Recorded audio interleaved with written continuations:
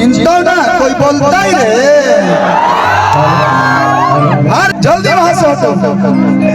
Natural beauty है कितना जना होइले कितना जना कोइले झमकारा से होई नेचुरल ब्यूटी हो। एगो हमर नया गाना आई बा कि तू तो काटेलू किचन में भिंडिए जा। सौरभ भैया हमारा गाना सुन लीजिए इससे मोटिवेशन मिलेगा।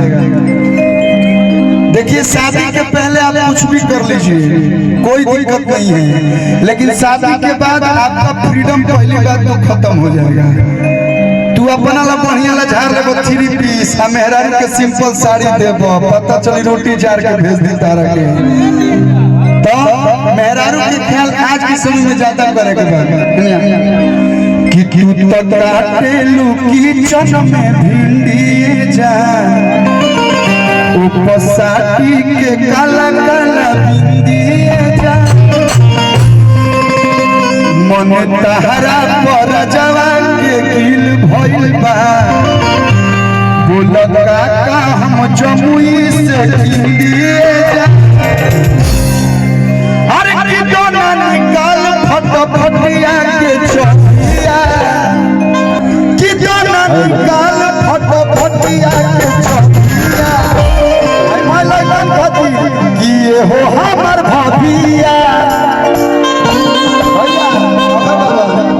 तो मेरा कहा दिया कि देखे तोरा हंसी जाओ दीवाना सरपिया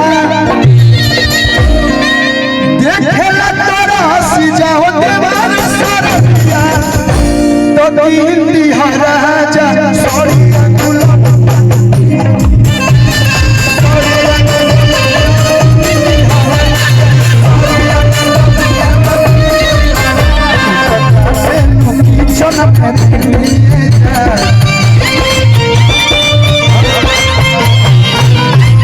हिनियो हित लताई माने एक दे दी तो के ही गांव में रह जो लोग इकट्ठा दिवा दी मैं छिड़कवा दो तनी चारों तरफ घूम घूम के हे कोसी नदी इधर जाओ। हां वहीं पर सब समझ में कि तू तो काटेलू किचन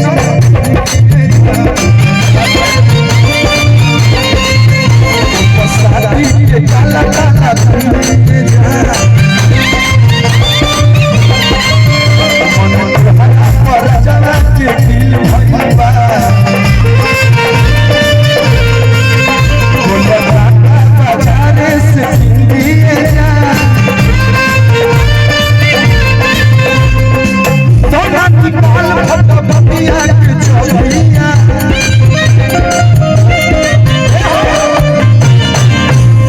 ये हो हमर भाभिया। हम जानते हैं कि बिहार में दारू बंद है,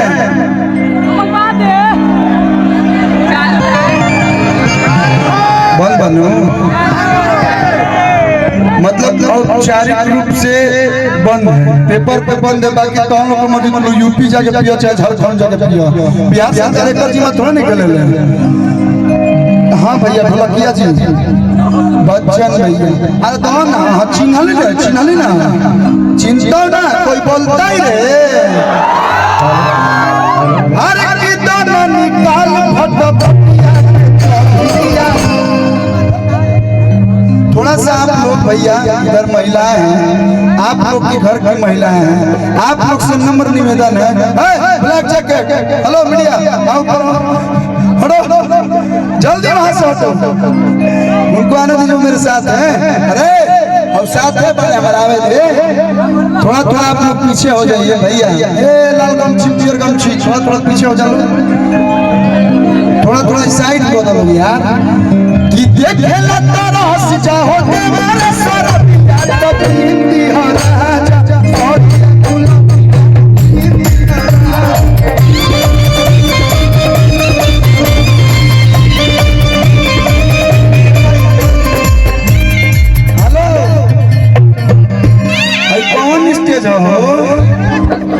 खाना भइला के बाद अपने आप में कार्यक्रम शुरू हो जाता है, लगातार जिम करता है।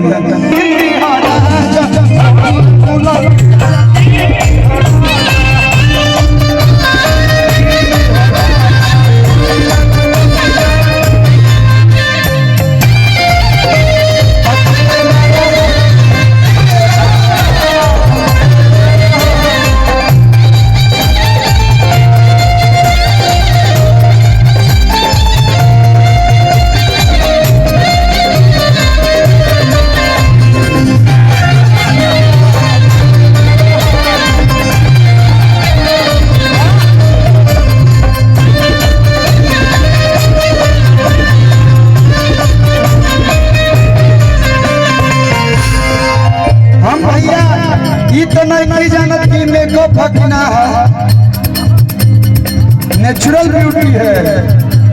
कितना जना होइले कितना जना कोइले झमकारा से होई नेचुरल ब्यूटी हो।